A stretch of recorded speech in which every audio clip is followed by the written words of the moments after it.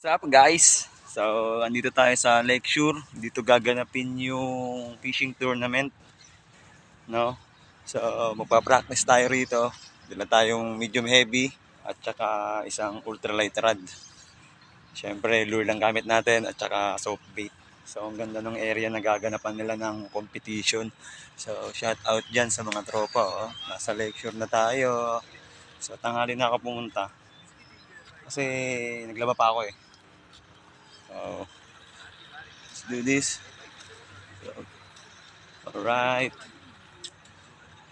May mga namimiwas din naman. May mga nag-fishing sa gilid-gilid. Mga bait and weight. So, ayan guys. So, alright. May mga nagdi-date. Maganda rin pala dito yung pwesto sa Lakeshore na to. So, maghahanap lang ako ng pupukulan na area. Siguro banda dun sa bandang dulo. So, ayan na guys. Lala tayo. Hihihi. Karating din sa tagal ng panahon. Ngayon lang napadpad dito sa lugar na to.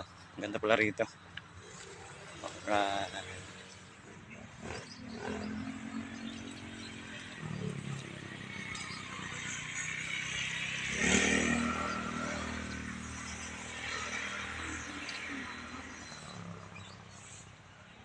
Yan ang competition. Napakalawak pala talaga.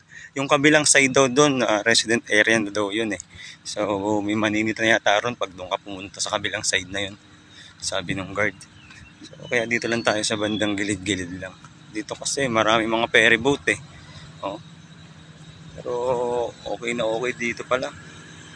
Kung sa mga bata, pang pamilya, pwede dito pumunta. Nag-enjoy na si kids, nag-enjoy pa si daddy. Isama mo na rin si mami. Alright. Ganda rin yung area, may peryahan din. Maghahanap tayo ng pwesto. Doon sa palagay ko na may kakagat naman. Hindi tayo pwede sa kabilang side eh. Sabi ng guard, bawal daw doon. Alas 3, mag-ooperate na sila mamaya dito. Nakakita na tayo ng magandang pwesto. Sarap dito na banda yun. Siyempre doon sa mga nagtatanong dyan. Ngayon lang ako ulit nakapag-vlog. Sana kagatan tayo ng kahit good size lang na isang isda. Sa spot nila na to. Sa Pampanga. Mexico, Pampanga. So dito. Pwede na banda rito siguro. Makita na ako ng spot guys. Dito guys. Dito tayo banda. Dito tayo banda pupukol.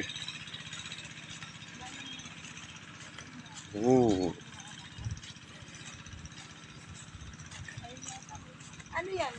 Dala-dala nyo po. Apo, sarili.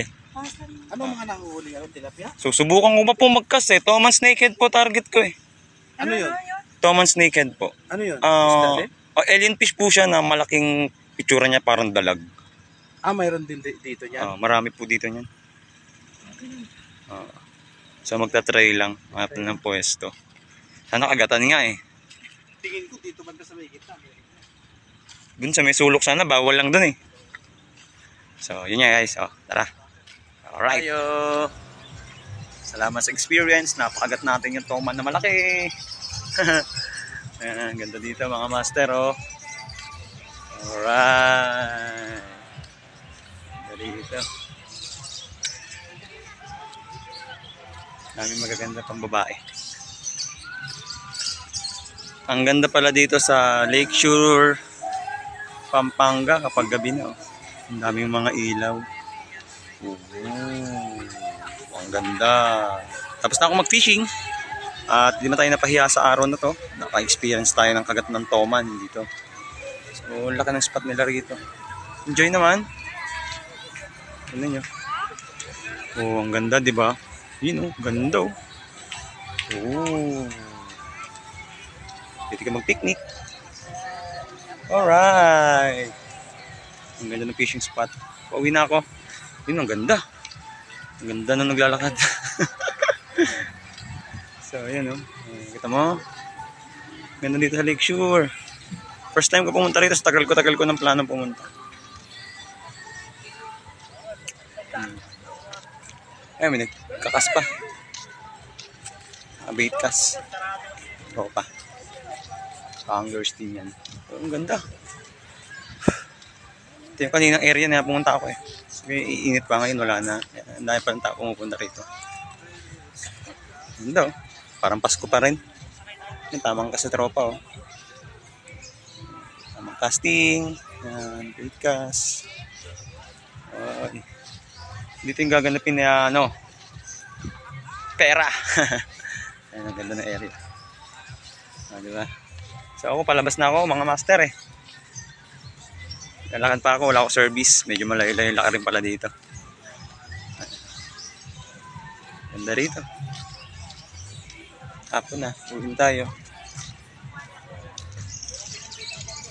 Guys, hapon na. Uwi na tayo.